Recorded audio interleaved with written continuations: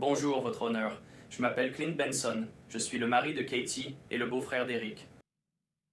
Eric était un homme innocent, un père dévoué et quelqu'un dont la vie tournait autour de ses enfants et de sa famille. À cause des choix de Corey, il n'a jamais eu l'occasion de dire au revoir à ses enfants, de les rassurer, de partager les derniers moments que chaque famille mérite. Cette perte ne peut pas être mesurée. Ces enfants passeront le reste de leur vie à porter la douleur d'un père qui leur a été enlevé bien trop tôt. Ce qui rend cette tragédie encore plus douloureuse, c'est la nature préméditée du crime. Ce n'était pas une erreur momentanée, un manque de jugement ou un crime passionnel. Cela a impliqué de la planification, de la préparation, des essais et une action délibérée. Eric a été tué d'une manière qui a provoqué la peur, la souffrance et un profond sentiment d'impuissance. Corey a regardé Eric succomber à un empoisonnement au fentanyl ou est resté sans rien faire, au lieu de lui porter assistance. Elle fantasmait sur une vie de rêve financée par la mort d'Eric. Eric a été tué chez lui par une traîtresse qui partageait son lit dans un acte d'une lâcheté extrême. Nous sommes profondément reconnaissants envers chaque enquêteur, procureur, détective, agent des forces de l'ordre, jurés, juges, experts médico-légaux et fonctionnaires qui ont travaillé sans relâche et avec honnêteté pour découvrir la vérité. Grâce à leur dévouement, la voix d'Eric n'a pas été oubliée et la justice a pu triompher. Nous sommes tout aussi reconnaissants envers l'incroyable communauté qui nous entoure. Cette communauté a fait preuve d'un soutien indéfectible et a été présente pour les garçons d'Eric sans jugement, même dans les moments les plus difficiles à traverser. Les garçons réussissent et s'épanouissent grâce aux personnes qui les entourent, qui continuent de leur apporter du soutien et veillent à leur sécurité. Passer en revue chaque aspect de ce meurtre a facilement mené à une période sombre, tout en luttant contre un individu uniquement animé par le chaos et la vengeance.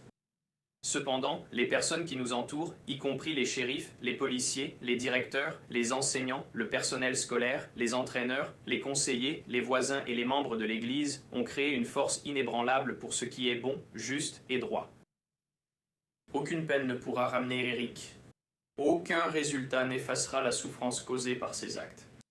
Mais devoir répondre de ces actes est essentiel. La vérité est essentielle et la justice l'est aussi. Corey continue de fuir ses responsabilités pour ses actes, pour la douleur qu'elle a causée et pour les ressources qu'elle a gaspillées, aussi bien celles d'Eric que celles de l'État. Même après tout ce qui a été révélé, Corey n'a montré aucune véritable volonté d'assumer ses actes, ni aucun remords pour la dévastation qu'elle a laissée derrière elle. Au lieu de cela, elle a tenté à plusieurs reprises de déformer la vérité, de créer de faux récits et de se présenter comme la victime. Elle a exploité le système judiciaire pour ses manigances. Il y a eu action en justice après action en justice, requête après requête, report après report, tout cela dans le but de rejeter la faute et de décharger la personne réellement responsable. Les preuves, la vérité et l'issue de cette affaire racontent une toute autre histoire. Ce qui est particulièrement préoccupant, c'est l'hostilité persistante de Corey et de sa famille, ainsi que leur désir de vengeance dirigé contre notre famille, une famille déjà dévastée par une perte inimaginable. Les déclarations qu'ils ont faites à propos de partir en guerre et de s'en prendre aux Richens démontrent un état d'esprit persistant fondé sur le blâme, la colère et la vengeance, plutôt que sur le remords ou l'acceptation de la responsabilité. Corey continuera d'essayer de convaincre le public qu'elle est une bonne mère à travers les médias, qui choisissent de ne pas enquêter ni rapporter les nombreuses requêtes et faits présentés dans cette ou d'autres affaires, mais qui préfèrent répéter les faux récits d'une personne malade et malveillante. Corey et sa famille planifient encore des campagnes médiatiques mensongères, ciblant ceux assez naïfs pour les écouter. Corey n'est pas devant ce tribunal parce qu'elle a été maltraitée, parce qu'elle est une victime, ou parce que la famille Richens a fabriqué un faux récit que Corey et la famille Darden aimeraient présenter. Elle est devant ce tribunal à cause de ses choix qui ont causé la mort d'Eric et un traumatisme permanent pour tous ceux qui l'ont aimé. Corey a choisi l'orgueil, cherchant à projeter une image de réussite. Corey a privilégié l'adultère et la luxure, plaçant son amant secret avant son mari et ses enfants. Corey a choisi la fraude et la cupidité, espérant tirer profit de la mort d'Eric. Corey a choisi le meurtre et elle continue de choisir la vengeance contre les victimes de ses actes. Le temps pour Corey de faire des choix est terminé. Maintenant, c'est au tour de ses victimes de choisir. S'il vous plaît, laissez aux enfants d'Eric la possibilité de choisir la paix, le réconfort, la sécurité, la réussite et le bonheur pour toute leur vie. J'ai demandé à ce tribunal d'imposer une peine de réclusion à perpétuité sans possibilité de libération conditionnelle, une peine qui reflète véritablement la gravité de ce crime, le préjudice irréversible causé à notre famille et les choix délibérés qui ont conduit à la mort d'Eric. Merci, monsieur.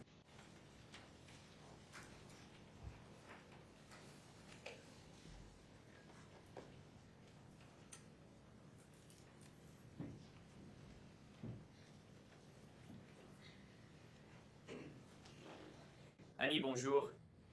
Bonjour. Honorable juge Morazi. Je m'appelle Kouri Richans. Je suis la sœur d'Eric Richans. Aujourd'hui, je suis ici pour parler en tant que victime et pour parler au nom d'Eric, car il n'a plus de voix. Je me suis adressée à ce tribunal en 2023, alors que nous vivions dans un état de choc viscéral. Maintenant, 3 ans plus tard, nous sommes ici pour le prononcer de la peine à une date qui porte un poids que j'ai du mal à décrire. Aujourd'hui, c'est le 44e anniversaire d'Eric. Les anniversaires sont censés être le signe qu'on est en vie, un jour pour célébrer une année de plus de vie et d'évolution. Au lieu de cela, aujourd'hui est un rappel cruel d'une année de plus qu'Eric ne verra jamais et du père qu'on a arraché à ses 3 fils. Avant de parler de ce que ce crime a causé, je veux que vous sachiez qui était Eric. Pas comme un titre de journal, mais comme une personne. Au cours de ce procès, tellement de personnes ont décrit Eric de manière étonnamment similaire. Ils l'ont décrit comme extraverti, sûr de lui, drôle, compétitif, fiable, déterminé et farouchement loyal. C'était un leader, un travailleur acharné, un éleveur, un homme d'affaires, un entraîneur, un meilleur ami, un frère, un fils. Mais plus que tout, les gens le décrivaient comme un père exceptionnel. Eric avait 3 fils et entraînait plusieurs de leurs équipes sportives. C'était le genre de père qui était présent non seulement pour ses propres enfants, mais aussi pour tous ceux qui les entouraient. Parfois, je pense à tous les enfants qui l'ont perdu eux aussi, les jeunes qu'il a entraînés, encadrés et en qui il croyait.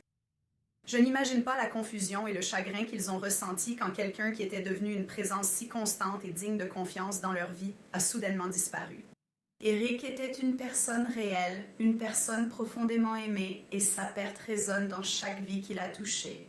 Le jour de mes 16 ans, j'étais assise dans mon cours d'anglais de seconde quand j'ai reçu un message d'Eric qui disait « Viens dehors ».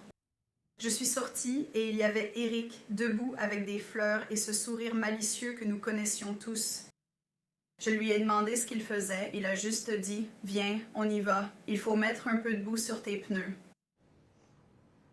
Je venais tout juste d'acheter mon premier pick-up, un Ford F-150 d'occasion. Eric m'a emmené dans les montagnes pour faire du tout-terrain en pick-up pour la première fois. C'était grisant et terrifiant à la fois. Je me sentais en sécurité grâce à sa présence. C'était Eric. Il donnait plus d'ampleur à la vie. Il rendait les gens courageux et il protégeait ceux qu'il aimait. C'est le frère que j'ai perdu et c'est le père que ces garçons ont perdu. En 2023, j'ai dit à ce tribunal que j'étais tourmentée par le déroulement des événements de cette nuit-là. Aujourd'hui, ce tourment ne s'est pas estompé. Je me demande quand Eric a réalisé qu'il risquait sa vie.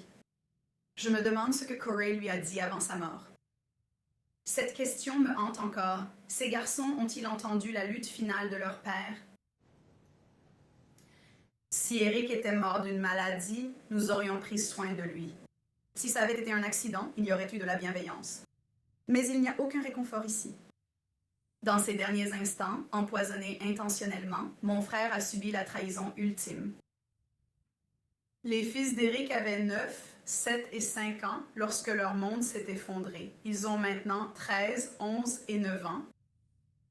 Ce sont les années où un garçon apprend à devenir un homme en observant son père. Ce crime est d'autant plus odieux que leur chagrin restera à jamais. Il se réinventera à chaque étape importante. Ce crime ne s'est pas produit qu'une seule fois. Il se reproduit chaque matin lorsque ces garçons se réveillent et réalisent que leur père n'est toujours pas là. Ils n'ont pas seulement perdu leur père, ils ont perdu la vie qu'ils connaissaient. La mort d'Eric n'a pas mis fin au mal. Elle a déclenché un processus épuisant de retraumatisation. Au début de ce processus, je me souviens qu'on m'a dit que cette affaire serait un marathon, pas un sprint. Nous ne comprenions pas comment chaque audience, chaque acte de procédure, chaque report et chaque récit public allait rouvrir les blessures encore et encore. Comme si perdre Eric n'était pas déjà assez douloureux, notre famille a ensuite été obligée de faire son deuil sous le regard du public. Après la publication du livre sur le deuil, notre famille a fait l'objet de récits publics, d'attaques et de spéculations. À un moment donné, j'ai reçu un message envoyé depuis un téléphone jetable qui disait « Tu te crois drôle ?» Corey rira bien le dernier. « Ta jalousie est aussi dégoûtante que ta famille. » Les forces de l'ordre ont ensuite confirmé, grâce à des mandats, que le message venait de Corey. Ce moment est gravé en moi car il résume ce que j'ai ressenti toutes ces années. Pas seulement du chagrin, mais aussi de l'intimidation et de la déformation de la vérité. Oui, notre famille a engagé un détective privé, mais quand quelqu'un que vous aimez meurt soudainement et qu'au plus profond de vous, vous sentez que quelque chose ne va vraiment pas. Vous ne cessez pas de chercher des réponses. La vraie question n'est pas pourquoi vous mèneriez votre propre enquête. La vraie question est, qu'est-ce que vous ne feriez pas?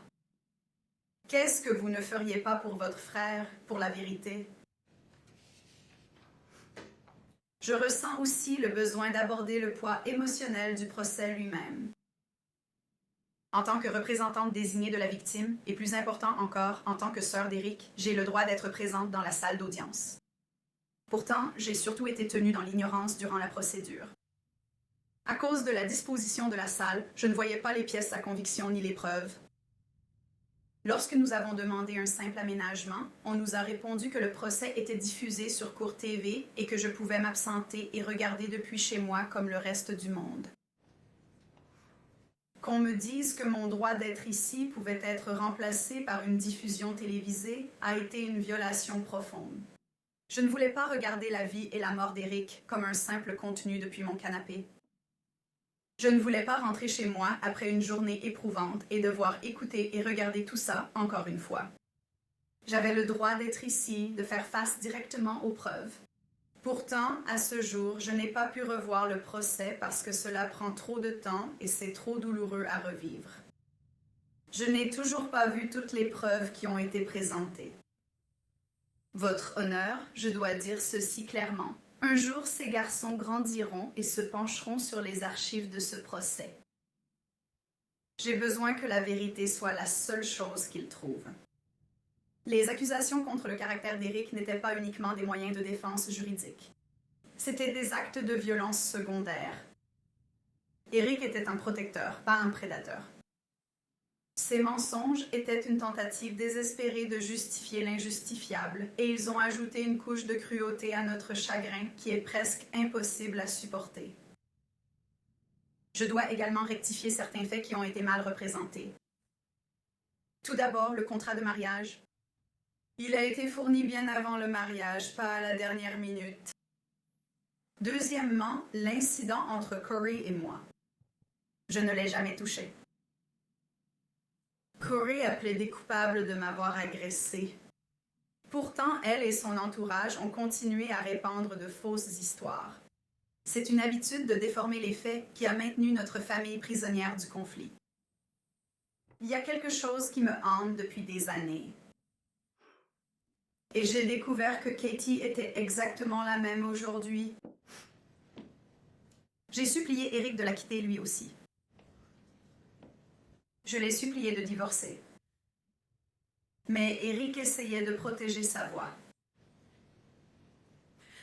Les gens ont souvent du mal à reconnaître la violence conjugale lorsque la victime est un homme. Mais les actes d'Eric parlaient d'eux-mêmes. Il a documenté les conversations. Il a essayé de se protéger. Il savait, après la Saint-Valentin, qu'elle avait essayé de l'empoisonner, mais il croyait aussi que s'il partait, il ne pourrait pas protéger pleinement ses enfants. Alors il est resté parce qu'il essayait de les protéger. Ce traumatisme s'est infiltré dans chaque recoin de ma vie. Et cela a aussi profondément affecté ma propre famille et mon mariage. Mon mari William m'a vu me consumer dans ma quête de justice. Pendant 4 ans, nous avons vécu dans un état constant de stress, de chagrin et d'épuisement émotionnel. J'ai perdu mon emploi de professeur à l'Université Montana Tech le jour même où j'ai été assignée à comparaître devant ce tribunal. Eric était tellement fier que j'obtienne mon doctorat et que j'enseigne à des étudiants dans un domaine que j'aime, cela me rendait fière. Maintenant, cela me semble être une autre chose que les actes de Corey m'ont enlevé. Mais la perte la plus dévastatrice en est une qui ne figure pas dans un rapport de police. À cause du stress incessant de cette enquête et des attaques constantes contre notre famille, j'ai subi une fausse couche traumatisante alors que j'attendais des jumeaux. Nous avons perdu nos enfants. Nous avons perdu l'avenir que nous construisions. Les actions de Corey n'ont pas seulement mis fin à une vie. Elles ont aussi atteint et étouffé la vie de mes enfants à naître. Cette perte fait aussi partie de cette tragédie. Le meurtre d'Eric ne m'a pas seulement enlevé quelqu'un de ma vie. Cela m'a plongé dans l'obscurité. Cela m'a volé la lumière que j'avais et effacé l'avenir que j'avais prévu. Chaque jour, je me réveille et j'entre dans ce même vide écrasant où le temps lui-même semble figé et dénué de sens. Les rires de mes futurs enfants, la chaleur de ma famille, la simple joie de m'éveiller à l'aube d'un nouveau jour, tout cela a été dévoré par ce crime. Ce chagrin est sans limite, semblable à l'océan. Parfois, il effleure doucement le rivage, d'autres fois, il le frappe avec une force féroce. Parfois, il déferle comme un immense tsunami, submergeant tout sur son passage. Ces changements peuvent survenir soudainement et restent incontrôlables, comme l'océan. Je n'ai pas seulement perdu mon frère.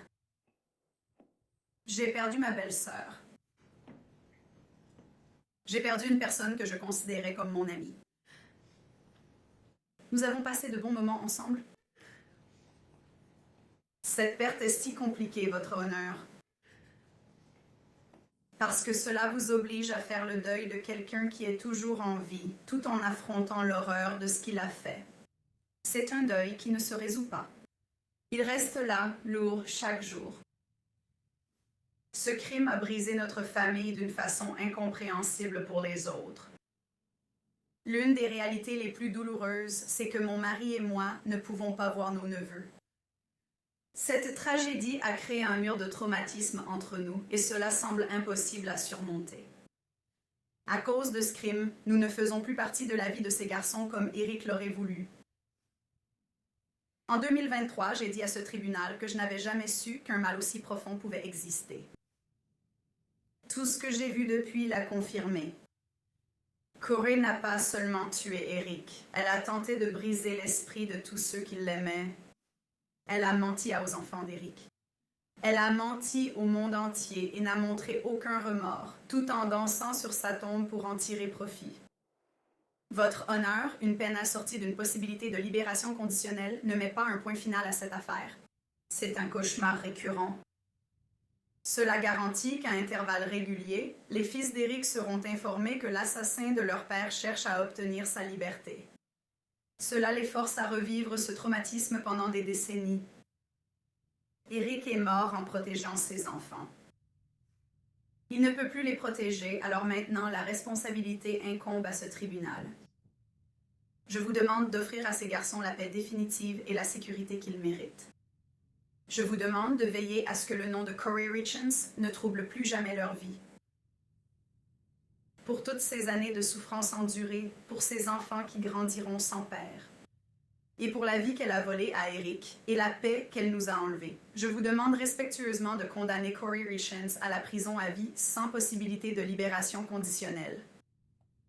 Joyeux anniversaire, Rico. Merci.